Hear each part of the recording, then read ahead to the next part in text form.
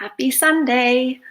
I think we're starting a little bit of a tradition around here. Sunday feels like a good day to get into our book again, The Brothers Grimm, and find all the base lessons and truth about women and what we should be doing and not doing. Anyway, welcome back to Far From Eden. If this is your first time, you're in for a treat. I think we've been enjoying reading from this very old book that I got from a friend's grandfather that he did not mind if I had it. And it's Grimm's Fairy Tales by the Brothers Grimm. That's the cover. It's been around a while. I'm keeping it forever, and the goal is to one day get it republished. From my searching, it's public domain, so it can be done. And from my research, this one's from the 1930s. So we've been loving it. So far, we've read Cinderella, Snow White, The Fisherman and His Wife, and Little Red Riding Hood. Of course, Little Red Riding Hood was called Little Red Cap. So the lessons in there have been amazing. And clearly, people knew at one time the things women were good at and the things they were not good at. Discerning was not something that we are very good at. So I have chosen today, because I was like, well, gosh, I've read all the ones that I was thinking I was curious about. Rumplestiltskin.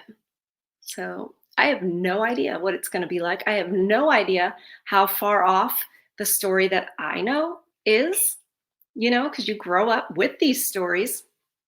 I'm not sure Disney has really done Rumpelstiltskin. I can't even remember. I know I've seen something, but it escapes me. And whatever it is, I am sure it was already wokeified. We've discovered that. And like everybody thinks like Disney's gone woke all of a sudden. I'm like, no. I mean, Walt Disney was woke from the get-go, Mason? Anybody? 33rd degree? I'm sure that's just a coincidence. I'm sure that's just a conspiracy theory and it has nothing to do with anything. Just kidding. All right, let's get into it. Rumpelstiltskin. There was once a poor miller who had a beautiful daughter, and one day, having to go to speak with the king, he said, in order to make himself appear of consequence, that he had a daughter who could spin straw into gold.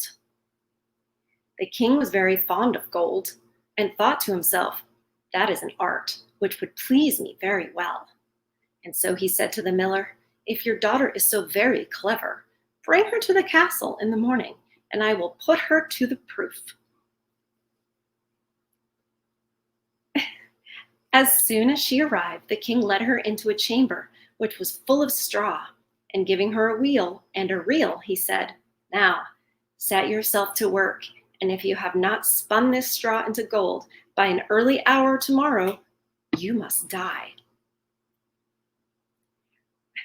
With these words, he shut the room door and left the maiden alone.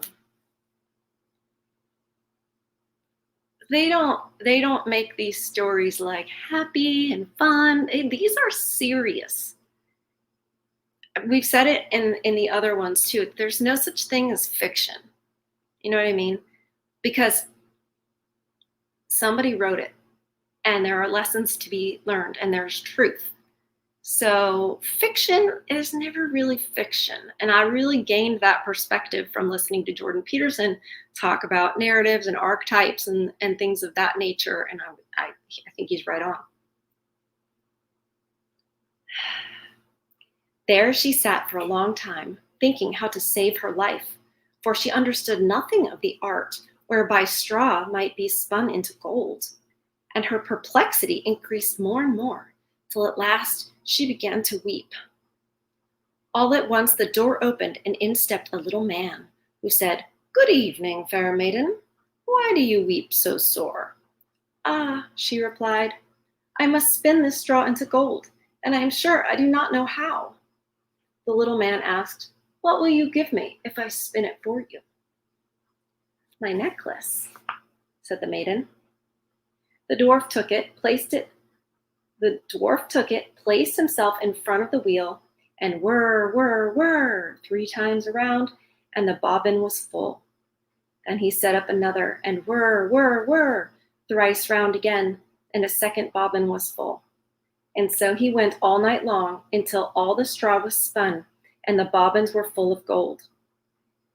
How did he know to pop in? That was weird. Like he just randomly just showed up.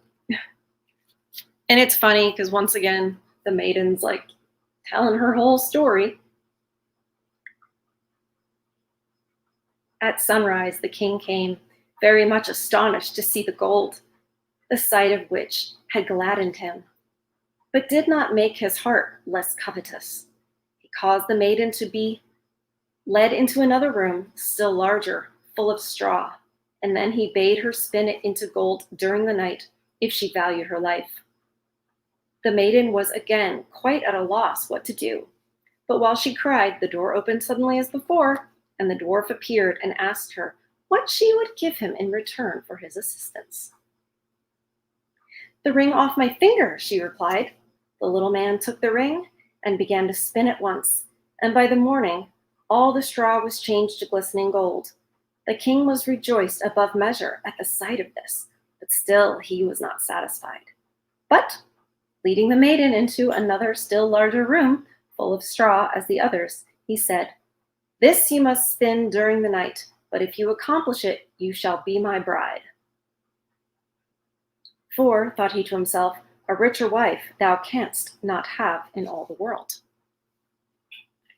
See, back then, that was a reward. Getting to be bride was something you wanted to do. It meant you were of value because someone chose you. That's why all these women out here, they hate what they call the pick-me girls. And it's only because nobody picks them.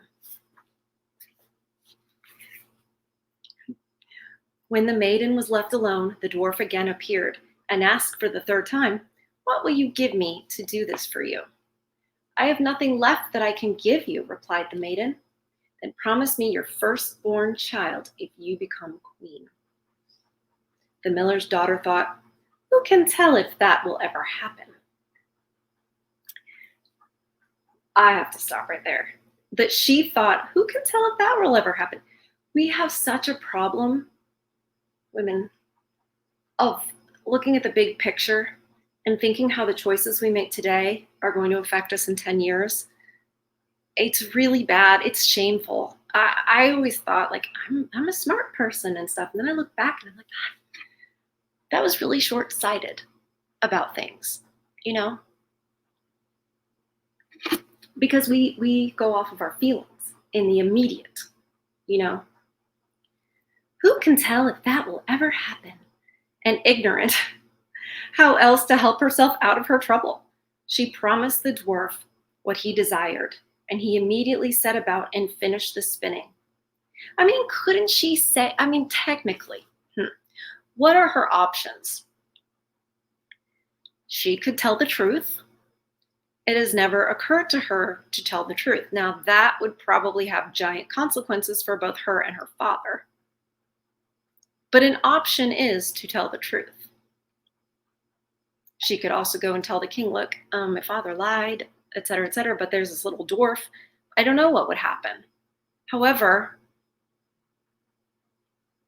you really should just tell the truth, regardless of how it's going to hurt you or whatever. It's just the right thing to do. And all she's doing is trying to get herself out of circumstances, even if it means promising her firstborn, which it won't just be her firstborn, will it?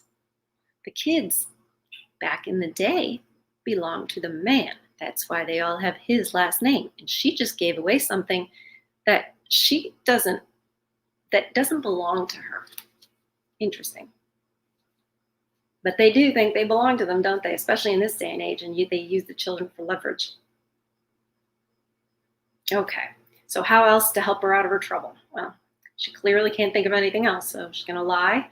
She promised the dwarf what he desired, and he immediately set about and finished the spinning.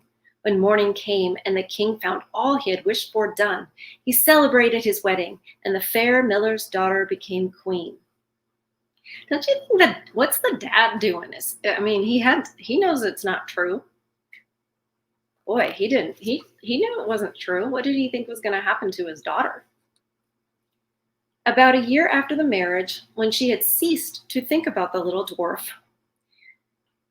she brought a fine child into the world, and suddenly, soon after its birth, the very man appeared and demanded what she had promised. The frightened queen offered him all the riches of the kingdom if he would leave her child. But the dwarf answered, "No, something human is dearer to me than all the wealth of the world." And it wasn't dearer to her, was it? She had the choice. She could tell the truth and she would maybe not survive, probably wouldn't. Or what did she do? She sacrificed her child. We see that a lot in this day and age. You know, women get pregnant and think, "Oh, I can't do that. That'll ruin my life." So they end it. Mm. The queen began to weep and groaned so much that the dwarf compassionated her and said, "I will leave you 3 days to consider. If you, in that time, discover my name, you shall keep your child." All night long, the queen racked her brains for all the names she could think of and sent a messenger through the country to collect far and wide any new names. The following morning came the dwarf, and she began with Casper, Melchior, Balthasar, and all the odd names she knew. But at each little but at each the little man exclaimed, "That is not my name." The second day, the queen inquired of all her people for uncommon and curious names, and called the dwarf Ribs of Beef, Sheepshank, and Whalebone. But at each he said, "This is not my name." The third day the messenger came back and said, "I have not found a single name, but as I came to a high mountain near the edge of a forest where foxes and hares say good night to each other, I saw there a little house, and before the door a fire was burning, and round this fire a very curious little man was dancing on one leg and shouting, 'Today I stew, and then I'll bake. Tomorrow I shall the queen's child take. Ah, how famous it is that nobody knows that my name is Rumplestiltskin.'" When the queen heard this, she was very glad, for she knew the name, and soon after came the dwarf and asked, "Now, my lady queen, what is my name?" First she said, "Are you called Conrad?" "No." "Are you called Hal?" "No." "Are you called Rumpelstiltskin?" "A witch has told you. A witch has told you," shrieked the little man, and stamped his right foot, so hard on the ground with rage that he could not draw it out again. Then he took hold of his left leg. It's so good. Took hold of his left leg with both his hands and pulled away so hard that his right came off in the struggle, and he hopped away howling terribly. And from that day to this, the queen has heard no more of her troublesome visitor.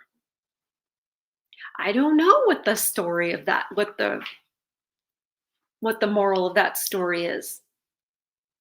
She got out of it. Nobody ever found out. She got away with it. She got away with it. She got away with lying. What's going to happen when the king wants more gold? She's not going to still have little Rumpelstiltskin. This one's a little unsatisfying, I have to say. But it definitely is, you shouldn't try to take somebody's child. I don't know. That's interesting. I want to know what you guys think, because maybe there's something in there that I missed about it. Maybe there's an undercurrent that I'm not sure of. But he ripped his leg off, didn't he? There's always a consequence. Always a consequence in these stories for people when they lie. I just wish there had been a consequence from her for her, you know, or the dad. They're both liars. I like to read the little last part over again because it's always so sudden and brutal.